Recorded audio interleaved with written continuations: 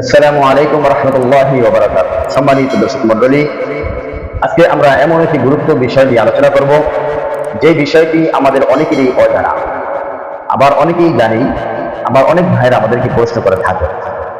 আজকে আমরা সামনে যেহেতু কোরবানি, এই কোরবানির প্রসঙ্গে আজকে আমরা কিছু আলোচনা করব।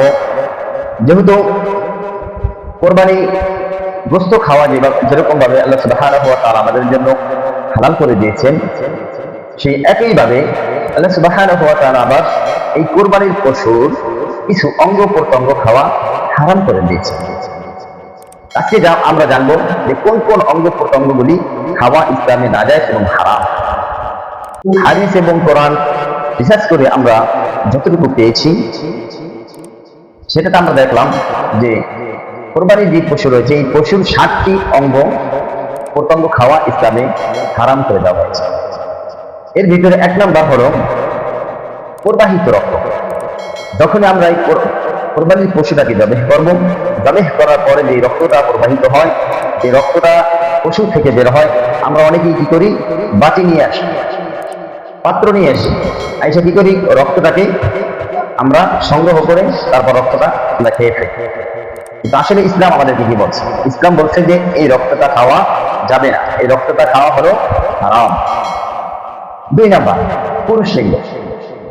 পুরুষ লিঙ্গ খাওয়া ইসলাম আমাদের জন্য হারাম করে দিয়েছে। এই জন্য আমরা এই পুরুষ লিঙ্গ খেতে পারবো না। তেমনি একইভাবে 3 নাম্বার স্ত্রীলিঙ্গ। আমরা জানি প্রত্যেকটা প্রাণীকে আল্লাহ সুবহানাহু ওয়া তাআলা জোড়ায় জোড়ায় সৃষ্টি করেছে। সূরা নাবার ভিতরে আল্লাহ সুন্দরভাবে বলে দিয়েছে, প্রত্যেকটা প্রাণীকেই আল্লাহ জোড়ায় জোড়ায় সৃষ্টি করেছেন। এই জন্য পশু হোক মানুষ হোক, প্রত্যেকটাই কিন্তু স্ত্রী এবং পুরুষ। তাই স্ত্রীলিঙ্গ এবং পুরুষ লিঙ্গ উভয়কেই খাওয়া হারাম।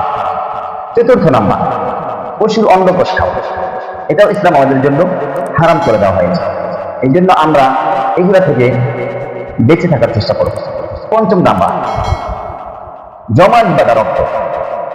যেই রক্তটা জমাট বেঁধে যাবে, আমরা অনেকে কি করি, ওই রক্তটা আমরা সংগ্রহ করি, অনেকে তারপর ওটা জমাট হয়, জমাট হওয়ার পর আমরা অনেকেই খেয়ে থাকি।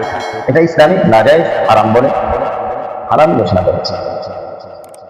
6 নাম্বার পিত্তথলি। পিত্তথলি খাওয়া ইসলাম একইভাবে হারাম করে দিয়েছে। এই জন্য আমরা পিত্তথলি খাওয়া থেকে বিরত থাকি। 7 নাম্বার সর্বশেষ মূত্রনালী। মূত্রনালী খাওয়া ইসলাম আমাদেরকে হারাম করে দিয়েছেন, নাজায়েজ। এই যে 7টি অঙ্গ প্রত্যঙ্গ খাওয়া ইসলাম আমাদের জন্য হারাম বা নাজায়েজ করেছেন, এগুলা থেকে আমরা বেঁচে থাকার চেষ্টা করব। কারণ পশু হালাল, পশু খাওয়া হালাল, কিন্তু হালালের ভিতরও কিছু হারাম রয়েছে। এই 7টি হারাম থেকে আমরা বেঁচে থাকার চেষ্টা করবো। আল্লাহ সুবহানাহু ওয়া তাআলা আমাদেরকে এই 7টি হারাম অঙ্গ প্রত্যঙ্গ খাওয়া থেকে বিরত থাকার তৌফিক দান করুক। আমিন। আসসালামু আলাইকুম।